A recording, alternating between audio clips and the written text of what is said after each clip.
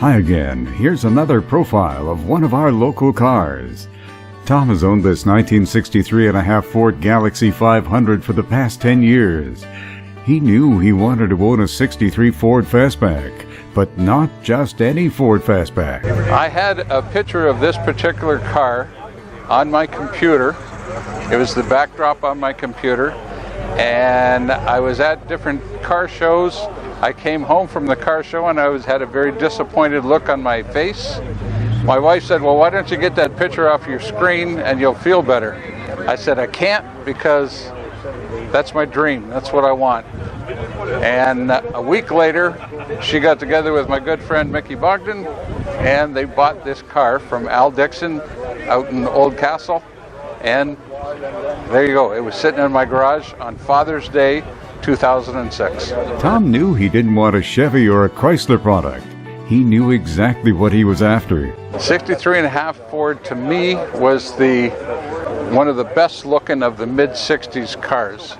My older brother had a 64, and I always liked the style of this one on the front end a little bit better. Tom says this car's like new and has been well cared for, even though it's been hot rodded. Even the dash is still pliable and soft. This car's got less than 40,000 original miles on it. Everything on it is original, except for the engine, because I'm a hot rodder. And what's the engine?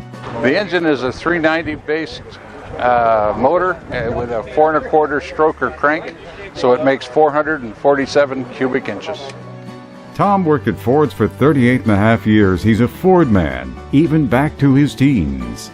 My most interesting car earlier on was my first car. It was a 1971 Ford Pinto, which I bought for $2,400, and I spent $3,200 on it fixing it up. With that car, I went 15-1 at 92 miles an hour at the old Windsor Dragway. Tom may be a hot rodder, but he's added a few safety features, just in case. The seat belts were an option in 1963, but I didn't feel very safe. It was one of the first things that I put on. The very first thing was I switched over to a dual master cylinder, and that everybody should be doing that. And with old cars, they got to have that. This car received a complete paint job a few years back, and a few custom gauges have been added to the dash. The interior looks fresh and new. But Tom has been trying to part with his dream car for the past several years. I asked him why. Getting older, I guess. I want to move on. I got a great deal of enjoyment building the motor. Okay, I'm finding, I think I would like to get more into that. So I would like to buy something old that needs fixing up, that is going to take several years to build. That's the story of Tom's 1963.5 Galaxy Fastback. The more you know about our local cars and their owners, the tighter knit our community becomes.